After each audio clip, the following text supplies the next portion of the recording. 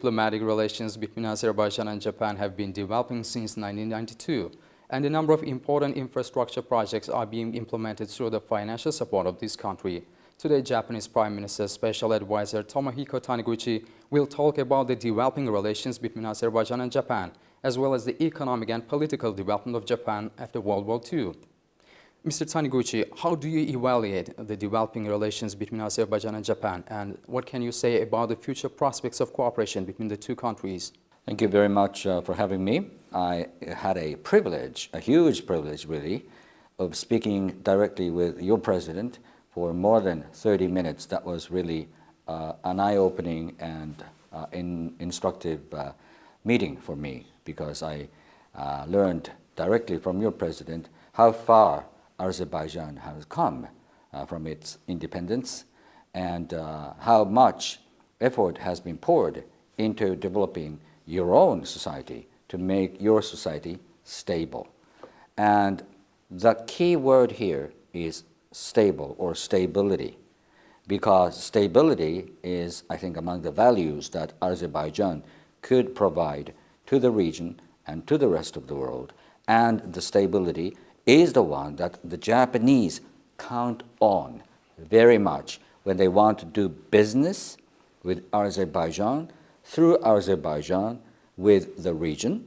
And for the Japanese government, stability is also key, because in order for Japan to count on, in order for Japan to pursue its diplomacy, the country needs a reliable partner.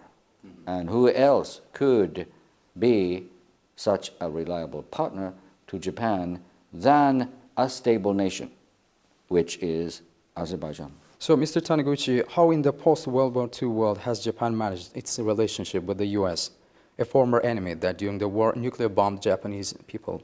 It has always been a very much mixed emotion. 10th of March in Tokyo, just overnight, 100,000 people were killed by the U.S. napalm bombing.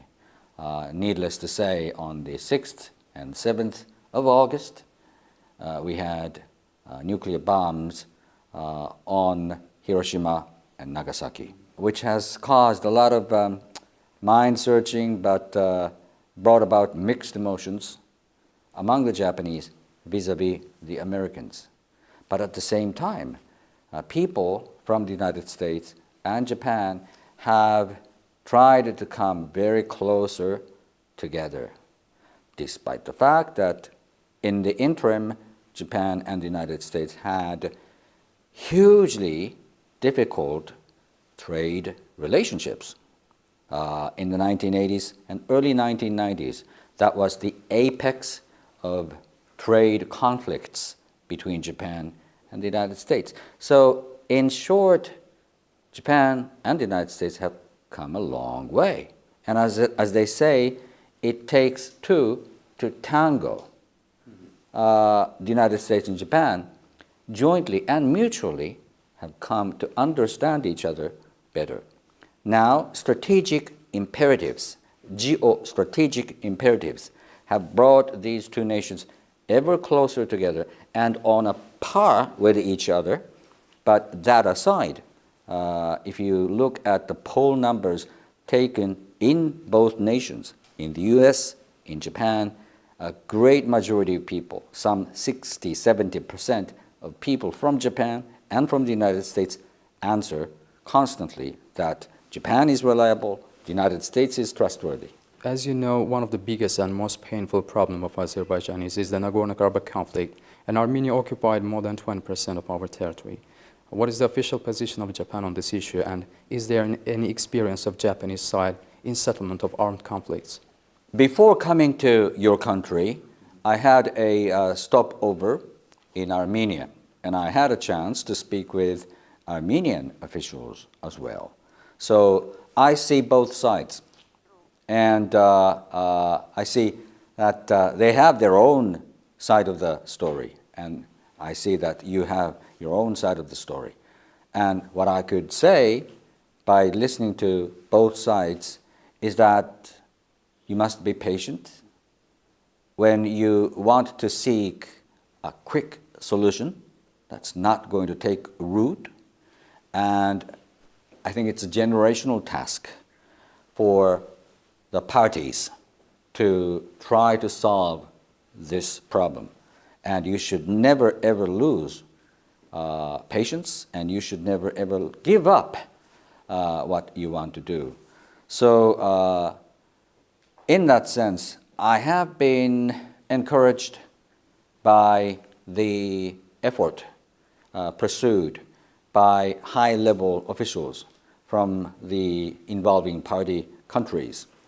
And the Japanese government's position, if you want me to say a little bit about it, has been very much consistent from the beginning. Minsk process is the one that the Japanese government is very much after, and I would like to see Japan sticking to that principled position. So what can you say about the Guam plus Japan cooperation program and its effectiveness? Guam plus Japan process was initiated in 2006 or 7, so it's been about 10 years. It is basically for Japan to bring, once again, Japan closer to Guam nations with a knowledge that there must be a lot of things that Japan could do jointly together with Guam nations.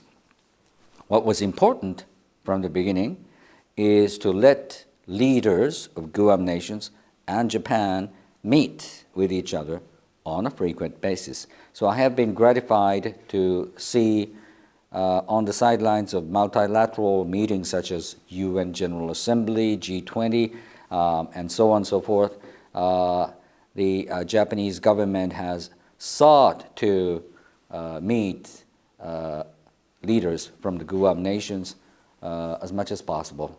And I would hope that this would result in even more tangible results. So throughout the post-World War II period, Japan concentrated on economic growth. And what are the major reasons behind this development?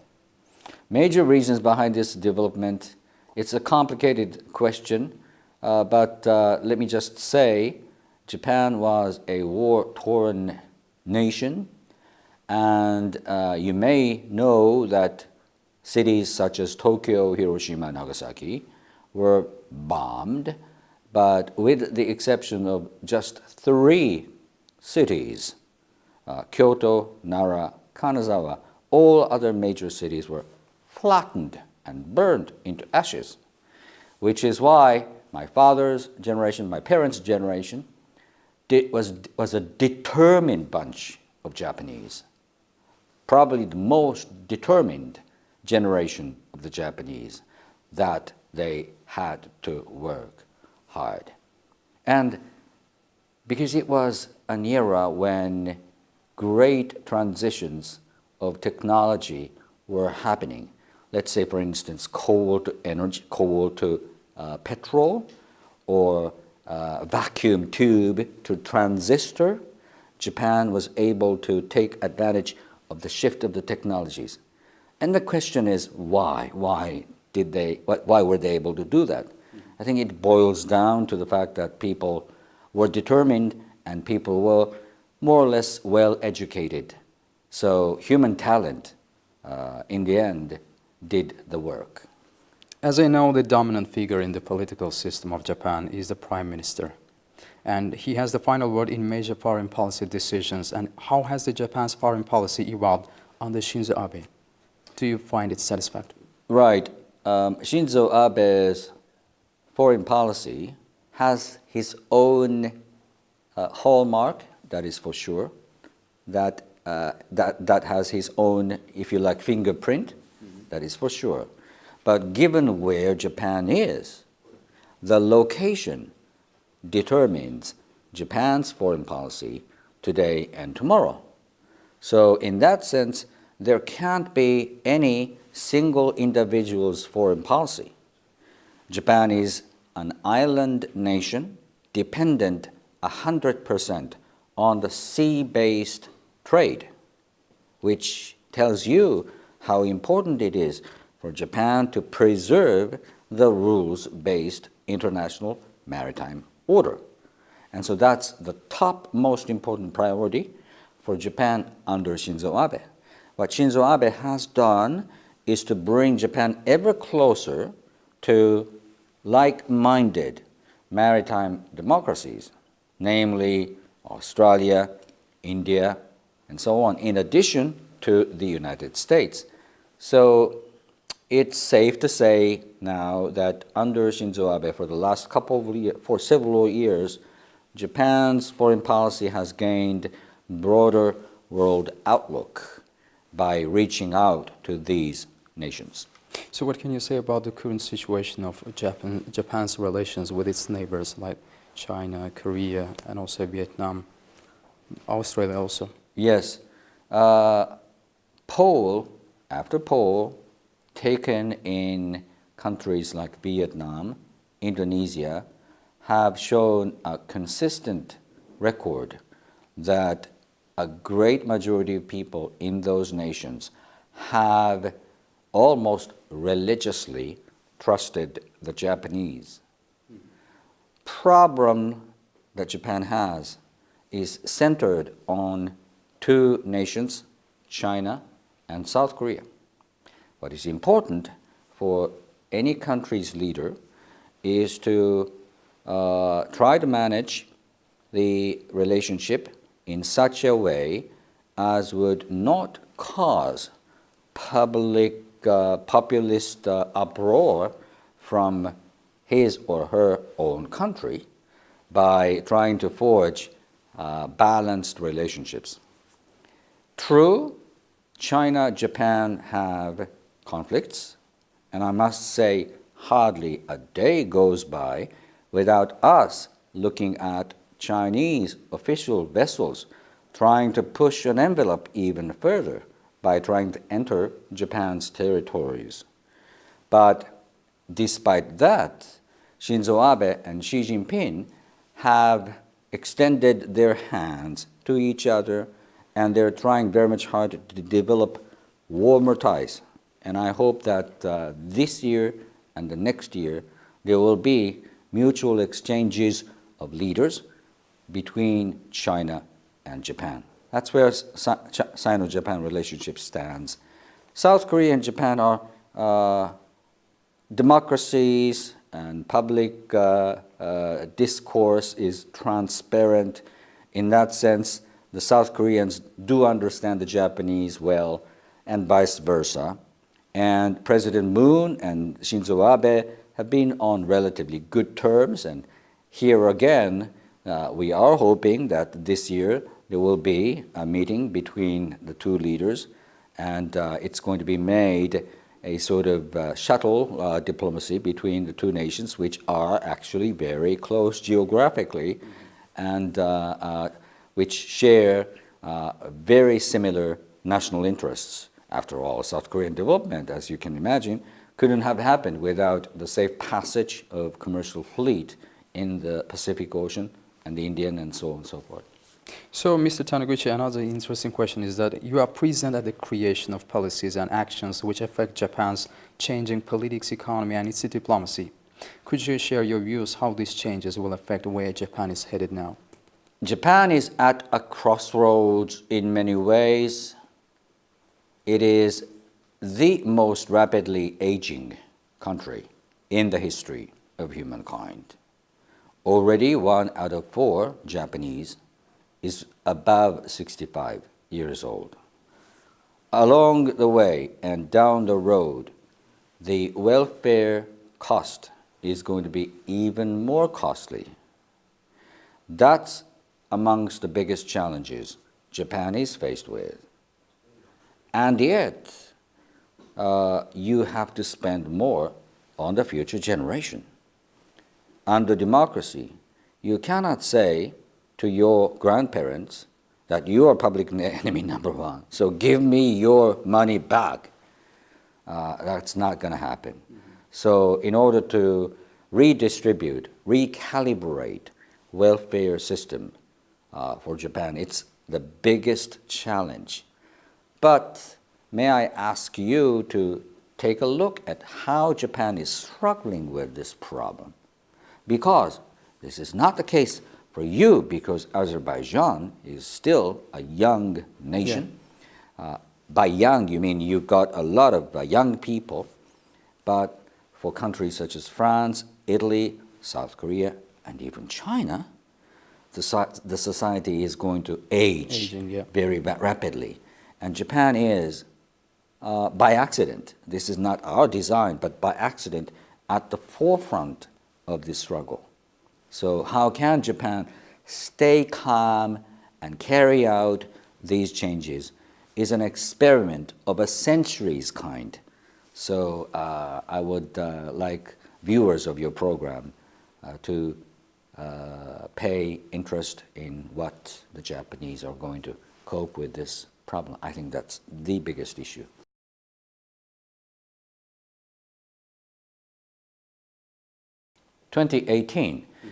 Yes, 2018 at home, the biggest task is the biggest task that we had the previous year and the year before. That is to bring Japan's economy back onto track for growth. And we have come a long way because Japan is now running a full employment economy. 98 out of 100 new graduates of college have found good jobs. It's a remarkable achievement, but much more must be done to encourage further people to be braver in taking risks, because they are risk averse. So the risk averse nature is something that ought to be changed. So domestically, that's the biggest challenge. Internationally, there will be important meetings between Vladimir Putin and Shinzo Abe. And Vladimir Putin and Shinzo Abe have been meeting an enormous amount of time, a number of times, and they are telling each other that they must finally solve the long overdue issue of forging the peace treaty between the two nations for the sake of the future generations. That's the mantra, for the sake of the future generations. That's been driving Putin and Abe to meet with each other. What kind of tangible results would result in this year? I can't say anything about it. If you ask me to say whether I am optimistic or pessimistic, I am more optimistic than I was, for instance, 2-3 years ago. Okay, Mr. Taniguchi, thank you for your interview. You're welcome. Thank you very much for having me. This was Japanese Prime Minister Special Advisor Tomohiko Taniguchi.